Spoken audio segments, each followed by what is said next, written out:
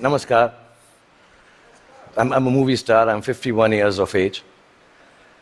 And I don't use Botox as yet.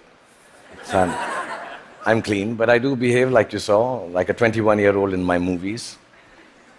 Yeah, I do that. I sell dreams, and I peddle love to millions of people back home in India who assume that I'm the best lover in the world. If you don't tell anyone, I'm going to tell you I'm not, but I never let that assumption go away. I've also been made to understand there are lots of you here who haven't seen my work, and I feel really sad for you.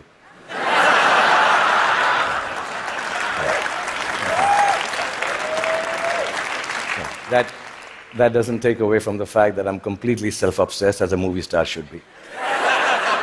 And that's when my friends Chris and Juliet called me here to speak about the future you. Naturally, it follows I'm going to speak about the present me.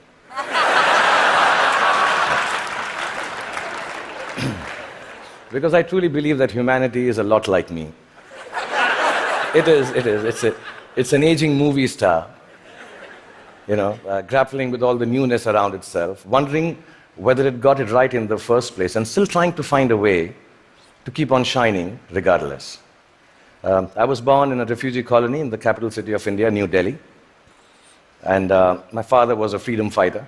My mother was, well, just a fighter like mothers are. And much like the original Homo sapiens, we struggled to survive.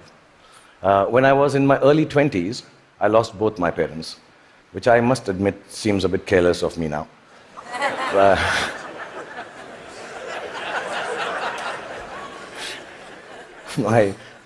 I do remember the night my father died, and I remember the driver of a neighbor who was driving us to the hospital.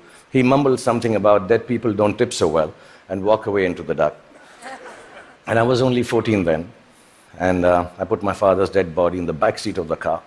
And my mother besides me, I started driving back from the hospital to the house. And in the middle of a quiet crying, my mother looked at me and she said, "Son, when did you learn to drive?"